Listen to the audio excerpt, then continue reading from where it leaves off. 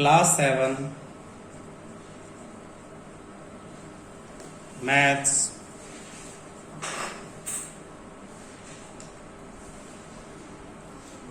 Class 7 Maths Chapter 5 Exercise 5.1. Question 4. Find the angle. Find the angle which is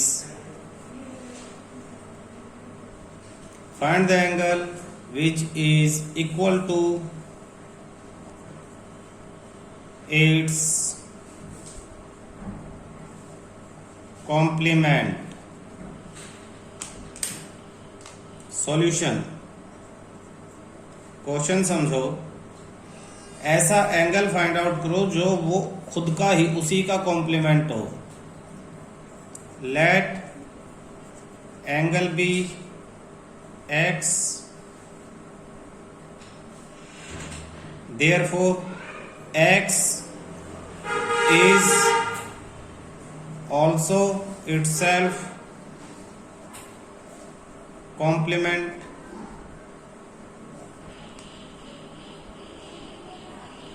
angle मान लिया x है और तो x क्या है, x खुद का ही कॉम्प्लीमेंट है.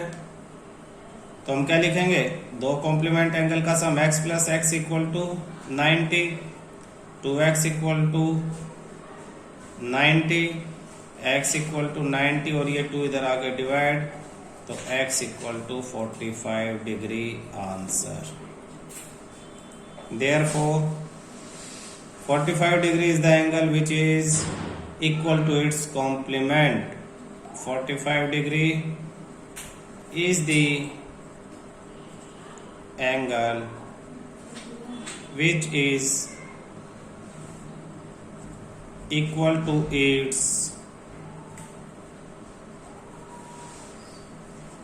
complement.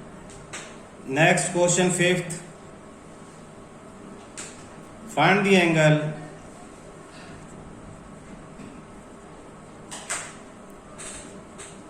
which is equal to its supplement.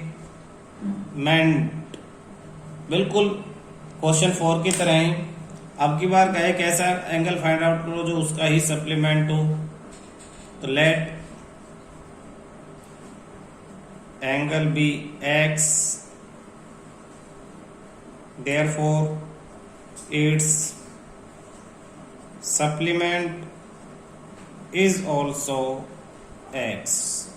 तो हम क्या लिखेंगे, x plus x equal to supplementary angles का सम 180, तो 2x equal to 180, x equal to 180 और 2 मल्टीप्लाई इधर आकर डिवाइड हो जाएगा, तो ये 90, x इक्वल टू 90 डिग्री. तो क्लोजिंग स्टेटमेंट में क्या लिखेंगे, therefore 90 degree is the angle which is equal to its supplement. दो क्वेश्चन किया अभी हमने. एक तो ये फोर्थ किया. फोर्थ में कहा कि एक ऐसा एंगल फाइंड आउट करो जो उसी का कॉम्प्लीमेंट हो. कॉम्प्लीमेंट मीन्स 90 डिग्री, तो दो एंगल का सम 90 डिग्री होना चाहिए और दोनों एंगल सेम होने चाहिए. तो हमने x और x मान लिया, तो x प्लस एक्स 90, उसके बाद तो तुम्हें सोल्व करना आता है, तो x हो गया 45, तो हो जाएगा ना 45 प्लस 45 90 हो जाएगा, है ना. तो हमारा आंसर 45 डिग्री हमारा आंसर आ गया इसमें. ऐसे ही सेकंड जो क्वेश्चन है उसमें कहा कि दो ऐसे एंगल फाइंड आउट करो जो इक्वल हो और सप्लीमेंट हो, यानी ऐसा एंगल जो उसी का सप्लीमेंट हो. तो हमने x मान लिया और वो खुद का ही सप्लीमेंट है, तो उसका सप्लीमेंट भी x हो गया, और दो सप्लीमेंट्री एंगल का सम कितना होगा 180. तो x plus x 180, 2x 180, x की वैल्यू क्या होगी अब 90 डिग्री. क्यों, 90 खुद का ही सप्लीमेंट्री एंगल है. ये दो क्वेश्चन क्लियर हो गए. क्वेश्चन 6, इसमें का एक फिगर गिवन है इस तरह से. ये एक स्ट्रेट लाइन गिवन है, ये दूसरी लाइन है, इधर एंगल 1 और इधर ये 2 है. तो कहा in the figure angle 1 and angle 2. In figure 1 and 2 are supplementary angles. Question में गिवन है are supplementary angles. 1 and 2 are supplementary angle. ये 1 और 2 दोनों सप्लीमेंट्री एंगल हैं. फिर पूछता है if 1 is decreased, if angle 1 is decreased, what change should takes place in angle 2? What change should take place in angle 2 so that both the angles. कहता है अगर ये 1 एंगल कम होता चला जाए, दोनों का सम कितना है 180 डिग्री है भाई. सप्लीमेंट्री एंगल है, सप्लीमेंट्री एंगल है तो 1 और 2 का सम कितना है 180. अगर 1 कम होगा तो 2 का क्या होगा 2 इंक्रीज होगा, तभी तो 180 रहेगा. जैसे मान लो 100 है तो 2 कितना 80, तभी तो 180 है. सेकंड केस में आप सोचो कि ये जो है कम होकर 90 हो गया तो ये क्या हो जाएगा 180 के लिए ये भी 90. थर्ड केस में अगर 1 कम होकर 80 हो गया तो ये क्या हो जाएगा 100. यानी जब 1 डिक्रीज होगा तो 2 क्या होगा 2 इंक्रीज होगा. 1 डिक्रीज होगा तो 2 इंक्रीज. इसने कहा 1 डिक्रीज हो रहा है, व्हाट चेंज 2 में क्या चेंज आएंगे so that both the angles still remain supplementary. Still remain supplementary. तो हम लिखेंगे आंसर में फर्स्ट के में 2 will increase, angle 2 will increase, angle 2 जो है वो बढ़ेगा. ठीक है, बस इतना ही एक्सप्लेन करना. क्वेश्चन बहुत बड़ा था, आंसर छोटा सा है, समझने का क्वेश्चन था. क्वेश्चन 7 कहता है can 2 angles be supplementary both of them are. Can 2 angles be supplementary.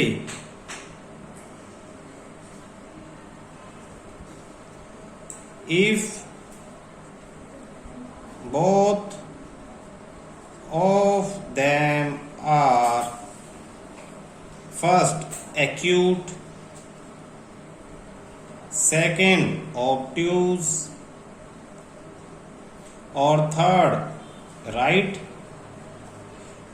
देखो ये कह रहा है 2 एंगल सप्लीमेंट्री हो सकते हैं अगर दोनों ही एक्यूट है, तो दोनों ही 90 डिग्री से छोटे हो. तो सपोज एक 90 डिग्री से 80 ले लो तो दूसरे को 100 ही करेंगे तभी सप्लीमेंट्री होगा. तो एक एक्यूट होगा और दूसरा क्या होगा ऑब्ट्यूज होगा.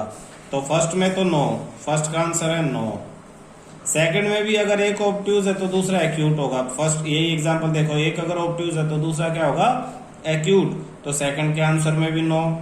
थर्ड अगर एक 90 राइट एंगल, राइट का मतलब होता है 90 डिग्री, तो दूसरा भी क्या होगा 90 होगा तभी तो 180 डिग्री होगा. समझने के लिए तो यस, थर्ड में क्या होगा यस. यस मतलब अगर एक राइट एंगल है तो दूसरा भी क्या होना चाहिए राइट एंगल ही होना चाहिए, तभी वो सप्लीमेंट्री होगा. 2 एक्यूट एंगल मिला के कभी 180 नहीं हो सकते, हमेशा 180 से छोटे ही रहेंगे. एक्यूट मतलब 90 से छोटा. 2 एंगल दोनों ही 90 से छोटे हो तो मिला के 180 तो हो ही नहीं सकते. ऐसे 2 एंगल दोनों ही 90 से बड़े होंगे तो मिला के 180 से कुछ ना कुछ बड़ा ही आएगा, छोटा नहीं आएगा. दोनों 90 के होंगे तभी 180 आएगा. तो first no, second no, third yes. Question 8, an angle is greater than 45.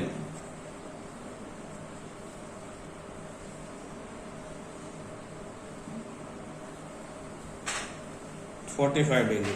An angle is greater than 45 degree. Is its complementary angle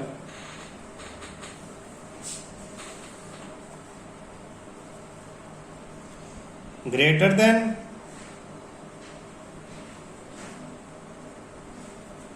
45?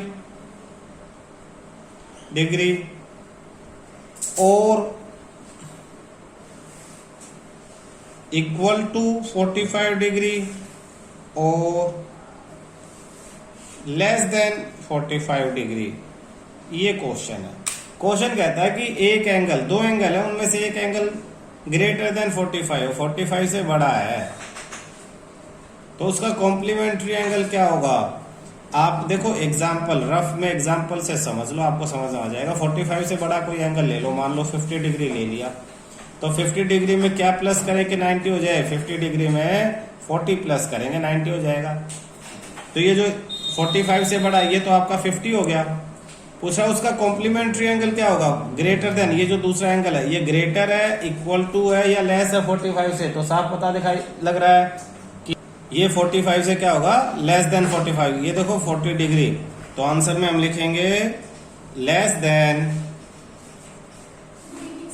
Then, तो ये हमारा क्या है, लेस देन 45 डिग्री, ये आपका आंसर है। अगर दो एंगल, देखो समझो ना, दो एंगल्स का सम 90 होना है, एक एंगल 45 से बड़ा, 90 का हाफ क्या होता है, 90 का हाफ होता है 45 डिग्री। तो एक एंगल अगर 45 से बड़ा होगा 50 मान लो, तो दूसरा 45 से छोटा होगा 40, ये रूल है, तभी तो 90 होगा। तो ये चीजें ध्यान रखनी है। नेक्स्ट क्वेश्चन 8th 9th पे, in the adjoining figure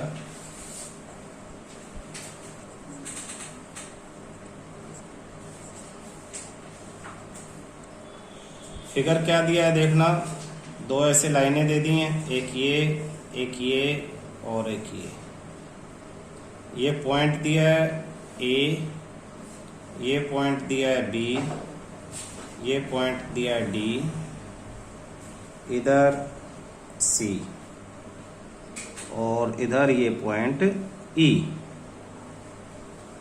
centre में पॉइंट आपके पास ओ। ये आपका वन एंगल, ये 2, ये 3, 4 और ये 5। आपसे क्वेश्चन में पूछा हुआ है first part, is angle 1 adjacent to angle 2, ये क्वेश्चन है। अभी एडजेसेंट एंगल का मतलब क्या होता है, दोबारा इसको रिवाइज करते हैं। देखो इस तरह से कोई भी दो एंगल जो साथ साथ हो, जैसे ये वाला एंगल और ये वाला एंगल, ये 1 और 2 मान लो, यहां से यहां तक 1 और ये आगे 2। अगर इनके कुछ कंडीशंस है, पहला कि दोनों एंगल्स का कॉमन पॉइंट सेम हो, कॉमन पॉइंट सेम होना चाहिए, जैसे इस एंगल का पॉइंट ये और इसका भी ये दोनों सेम पॉइंट है। और दूसरा देखो हर एक एंगल दो आर्म से, दो साइड से मिलके बनता है, जैसे 1 जो है वो ये मान लो ए है, ये ओ, ये बी और ये सी। एंगल 1 ओ ए और ओ बी से मिलके बना है, ओ ए और ओ बी। और एंगल 2 ओ बी और ओ सी से मिलके बना है, ओ बी और ओ सी। तो हर एक एंगल दो साइड से मिलके बनता है। कोई भी एंगल दो साइड से मिलके बनेगा और एक पॉइंट, ये जो पॉइंट है इसे कॉमन पॉइंट बोलते हैं। सपोज ये ओ है, ये ए और ये बी, तो ये एंगल कॉमन पॉइंट ओ, अगर हम पढ़ें इसे, कॉमन पॉइंट क्या है ओ, और साइड्स क्या है ओ ए और ओ बी। ऐसे ही अगर इसके साथ दूसरा कोई एंगल बना हो, जैसे यहाँ इस फिगर में हमने बनाया ओ सी, तो इसका भी कॉमन पॉइंट ओ है सेंटर में, और साइड क्या है ओ बी और ओ सी। आप देखोगे अगर दोनों एंगल्स, कोई भी दो एंगल की बात हो, उनमें दो कॉमन पॉइंट सेम हो, पहला कॉमन पॉइंट सेम होना चाहिए, और दूसरा कॉमन जो साइड है, कॉमन साइड जैसे ओ बी है, वो नॉन कॉमन साइड के बीच में है। ओ बी कॉमन साइड, एक शब्द यूज कर रहे हैं हम, कॉमन साइड। कॉमन साइड वो साइड है जो दोनों एंगल्स में आ रही है, तो इस केस में कॉमन साइड कौन सी है ओ बी। और दूसरा जो नाम ले रहे हैं हम नॉन कॉमन साइड, तो नॉन कॉमन साइड्स कौन सी हैं जो दोनों में नहीं है, यानी ओ ए और ओ सी, ओ ए एंड ओ सी। किसमें, इस फिगर में या इस फिगर में जो हमने अभी एक्सप्लेन किया इसमें। तो नॉन कॉमन साइड्स और कॉमन साइड आपको ढूंढनी पड़ेंगी। और आप देखोगे कि अगर common side non common side के बीच में है, common side is common side या common arm is between non common arm, common arm non common arm के बीच में है और कॉमन पॉइंट सेम है, तो भी हम उन्हें एडजेसेंट एंगल कहेंगे, अदरवाइज नहीं कहेंगे।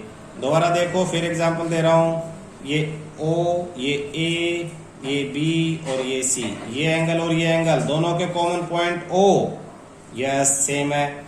दोनों की common side OB, non common side OA और OC के बीच में है। OA और OC नॉन कॉमन साइड है, उनके बीच में OB वो साइड जो दोनों एंगल्स में आ रही है, तो इसलिए ये दोनों एंगल एडजेसेंट है। अब यही चीज हम देखेंगे इसमें 1 और 2 पे।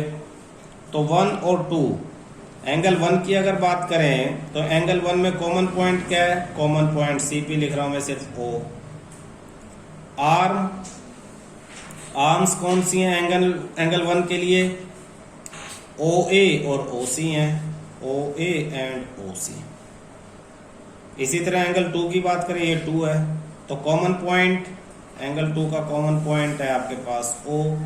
और आर्म कौन सी हैं एंगल 2 के लिए? OC and OE, OC and OE।